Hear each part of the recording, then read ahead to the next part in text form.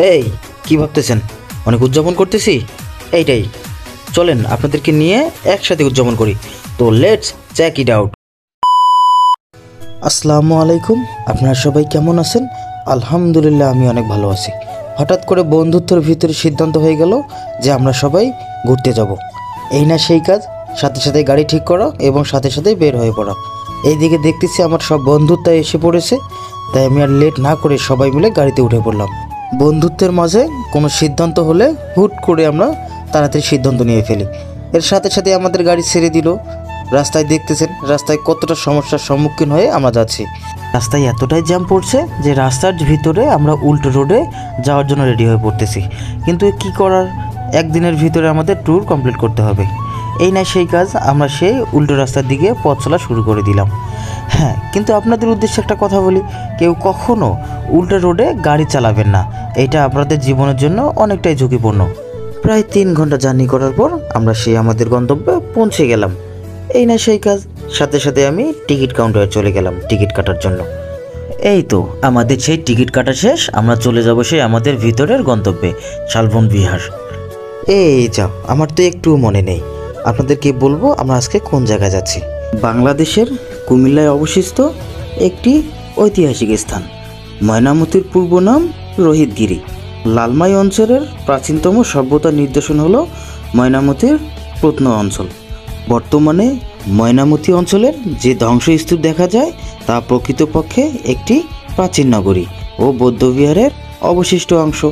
যারা সবচেয়ে বেশি ভ্রমণ করতে ভালোবাসেন ঠিক তারাই আসতে পারেন এই শালবন বিহারে। আমি কখনো নিজের ভিতরে কল্পনাও করতে পারিনি যে জায়গাটি এত সুন্দর হবে।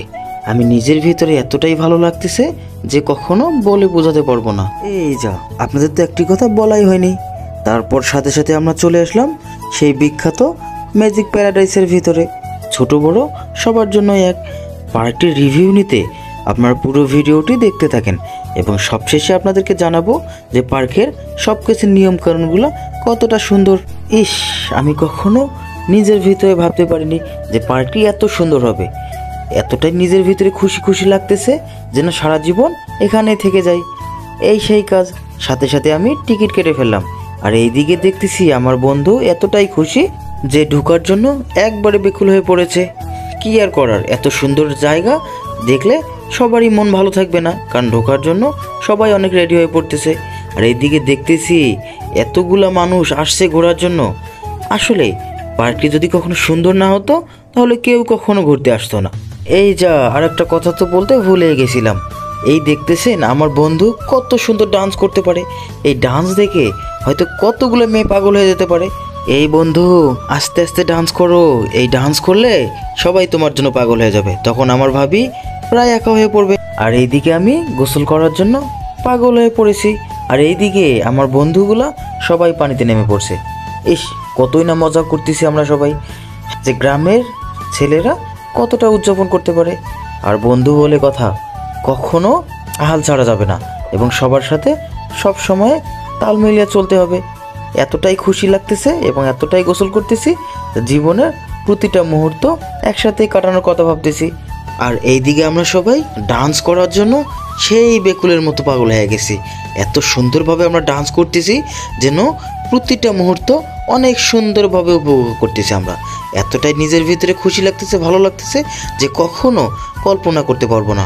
এর ভিতরে সুইমিং পুলের এত সুন্দর মনোমুগ্ধকর পরিবেশের ভিতরে মনে হয় হাসতে হাসতে জীবনটা পার করে ফেলি, এত সুন্দর লাগতেছে নিজের ভিতরে।